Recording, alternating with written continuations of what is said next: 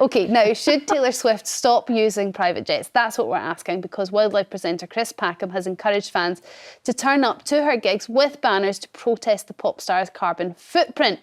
Now, the pop star has been vocal about the environment in the past, calling climate change a horrific situation. But her publicist has said that the singer has brought double the amount of carbon offsets needed to compensate for her travel for the Eras tour before it kicked off in March. Is that enough, or do we think actually Taylor needs to stop using the private planes and take commercial flights instead? Get your calls in for this one. We're going to hear from some Swifties, I'm sure. 0207 862 2222. And I'm delighted to say that Chris joins us now. So, Chris, why are you calling sort of Taylor out like this? Well, I'm sure when Taylor was advancing her musical career, she wanted to be a successful pop star, and she has become that. But she's also become an extremely powerful person because she has the capacity to communicate with not tens of thousands or hundreds of thousands, but millions of young people for whom the future looks increasingly imperiled. Recently, world climate scientists have told us that we've got to make significant inroads into dealing with climate breakdown within the next 5 years. So this is a matter of extreme importance. And people like Taylor Swift find themselves in a position of being able to lead. And that's what I'm asking her to do here. She has the capacity to lead responsibly by sending out a very powerful signal to all of her fans, many of whom are young, to say, I care about you, I care about the planet and your future. And on that account, I'm going to stop using my private jets. Carbon offsetting has been widely discredited. It's a bit like sort of kicking the issue into the long grass, basically, and saying someone else is going to clear up my mess. There's nothing better than stopping emitting that carbon yourself. And we know that her private jet use has been tracked, and we've seen that online. Those 2 jets, now 1 jet that she has, is crisscrossing the planet all of the time. And she should be sending a clear message to users of private jets that unfortunately this is something that we need to transition out of, and we need to take to using conventional air transport just like anyone else. She has says that she loans the jet out, so all that crisscrossing she says isn't necessarily her. That said, I understand your message you would like Taylor Swift to send out to her fans, but her fans aren't taking private jets generally. So what you're hoping is to stop one young woman taking private jets. What impact is that actually going to have on the climate crisis? Well, it's a totemic and symbolic thing. And here is a very influential woman. She is extraordinarily powerful. She is that capacity to communicate and lead. And that's what we're looking for at the moment. We need leaders outside of those that we might elect. We know that across the planet, our global leaders are not tackling climate breakdown head on, biodiversity loss, all of the other things which are imperiling all of our children's future. So here she has the capacity to do something symbolic. And if I were a Taylor Swift fan and I were going to be in the audience, I would be keen to see her taking that position of leadership seriously and safeguarding my future. So I'm saying to those fans, if you care about the planet which you want to live a comfortable, healthy life on, then what we need to see is action. And here's an opportunity to ask someone to take that action, to send out a clear signal to the rest of the world that we have to change. And she has the capacity to change, and that's something that she has the power to do. So I feel that she has to exercise that power, use her capacity to communicate, to effectively lead. That's what we're looking for here in this crisis. We're looking for leaders, and Taylor Swift could be one of those leaders. And at the moment, I feel that she's shirking that responsibility. Okay, shirking the responsibility. Nina, what do you think about Chris's campaign to get Taylor Swift to stop using jets? Well, I love Chris. I've loved him since your sticky up hair days, which is many decades ago. The really wild show. Yes, I loved you since then. And I think it's brilliant of you to invoke Taylor Swift, who is the most famous woman on the planet, and because she's here now. And I understand all of that. And I completely agree with your aims and your views. But in practical terms, the idea of Taylor Swift taking a commercial jet, the security involved in that alone. I mean, she'd be, you know, not that people want to harm her, but it's like being licked to death by kittens. She'd be, there's so many Swiftie fans. There's no way that she's... to death by kittens. Do you know what I mean? Yes. She just... But she could buy out all the first class, let's say, in a flight, so the upper deck or whatever it is, That's do you not turn very right or do you go up? carbon-friendly. That's not carbon friendly either. And also, I want to ask you, Chris, the aeroplane emissions, I think they only total 4% of carbon emissions in terms of the damage to our planet. So, you know, focusing on the jets isn't it really? I don't think. What do you say to that criticism, that it would be unrealistic and also focusing on private jets is not the right focus? Well, the first thing to say is that many other leaders have started to use conventional aircraft and not private jets. Members of the royal family have started to do that.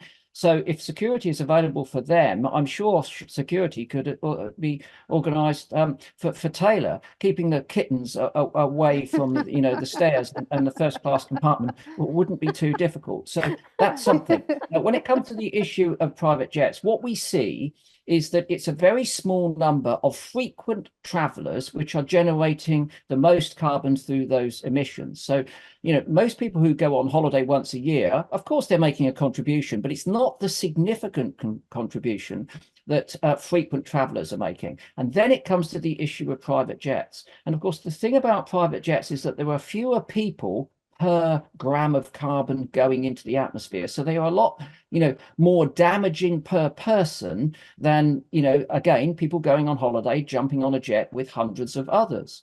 Now, look, there is animal agriculture. There is other forms of transport which are generating those emissions. But what's clear is we need to cut back on our fossil fuel uses across the whole spectrum of that, generating those emissions which are causing climate breakdown. Okay. So there's no point in saying we're going to address, all of this with the heating of our homes. We've got to look at it across the board. And I think, again, private jets are highly symbolic of extreme wastage when it comes to generating carbon. And that's why people like, other leaders across the world have given them up and have started using commercial airliners. Okay, Crystal, what do you think? Are you a Swiftie? Though, I'm not a massive Swiftie, but the idea that, this is everything that's wrong, I'm afraid, with the climate debate, in as much as, the one window of fun that these young people might have, a couple of hours at a Taylor Swift concert. Chris, you want them spending their time writing a poster criticising their idol, or worse, the concert not happening because Taylor's stuck in a departure lounge in Malaga Airport where there's been a delay on EasyJet. It would just be absolutely, or any other airline, it would be absolutely counterproductive. Okay. I'm going to go to calls. Fun. We've got lots of calls coming in, but I'm going to let you come back to that one, Chris. Alex, what's your thoughts from Pembrokeshire? What's your thoughts on getting Taylor Swift to stop using her private jet? I think she should do, because Coldplay are making effort. They can get around their gigs. They're quite famous. If they can do it, so can she. Okay, there's quite famous though, Alex, and then there is Taylor Swift famous, and their fans are very different. Taylor Swift fans have a level... I bet they're doing more gigs than her.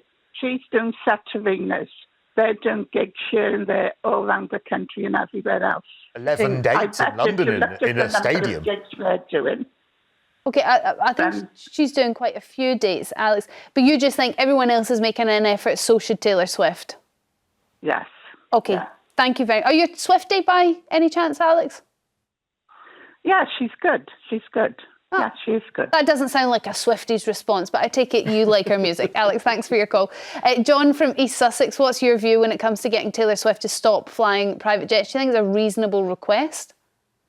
No, I get where he's coming from, the guy, but for her to move around and with the way the tours are scheduled, you can't do it. It's impossible to be able to do it. There's so many commercial flights. Doesn't it just need a little more planning?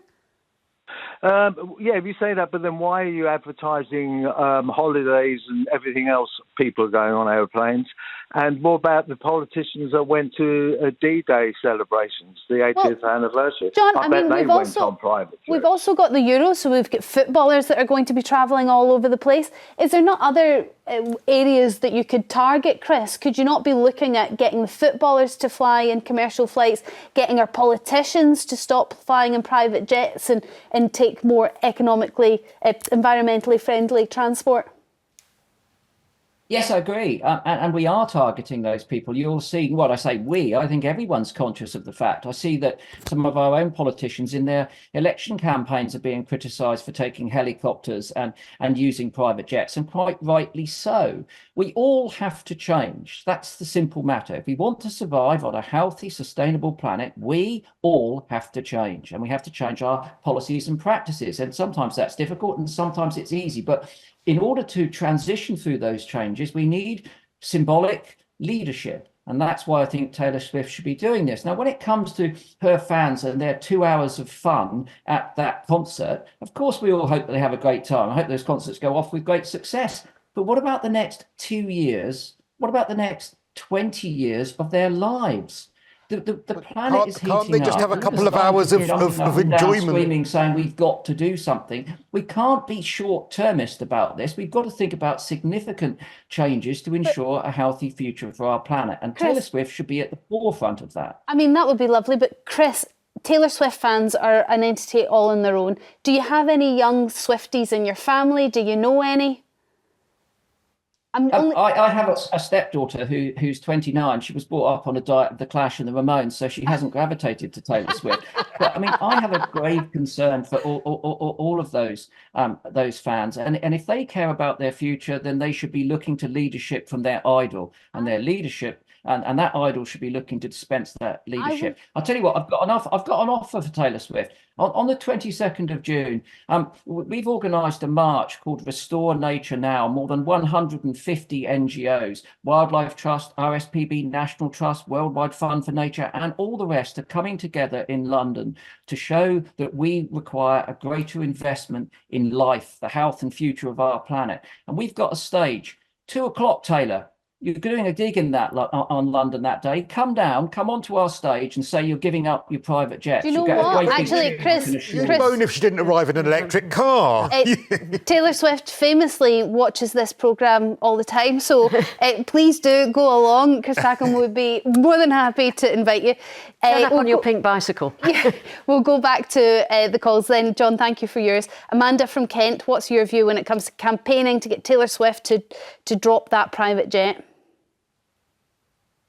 Oh, we've lost Amanda.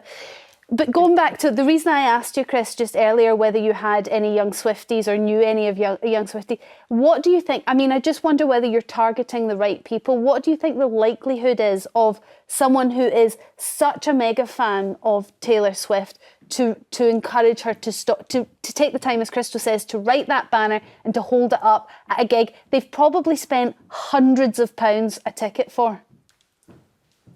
Yes, well, I mean, I can cast my mind back to being a teenager, and as I said, I was lucky enough to see the Ramones and the Clash. I was part of that punk movement, and in many ways, those bands were taking stances of leadership. We were living in troubled times in the 1970s. It wasn't climate breakdown. They were challenging racism. They were challenging homophobia.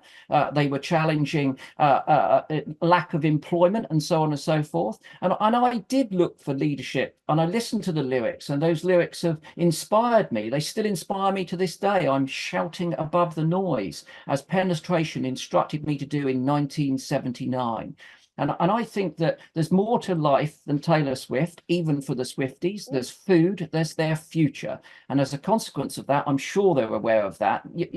Taylor Swift fans are obviously, people who are conscious of the fact that they need a healthy planet to live on. They should be asking something from their idol, as I say. But then again, Taylor's going to turn up at about just after 2 on the 22nd of June, and she's going to announce that she's giving up her private jets on my stage, and I'm going to be very happy. She absolutely absolutely will. Sorry, Nina. I was going to say, you know, there's so much fluff and sparkle, you know, amongst the young fans of Taylor Swift, but I'm sure they're all ecologically conscious as well. You don't need to sort of, the two things sit alongside each other. And just in practical terms, we were talking about earlier, could she get from gig to gig? Ollie Murs is supporting Take That on tour in Britain, and about 3 weeks ago he had to fly from London to Glasgow to join the tour, went on a commercial flight, didn't get there, sat on the tarmac with BA and actually missed his first gig in decades because of a commercial flight. So I have been in a flight like that myself, actually. In fact, exactly like that, London to Glasgow.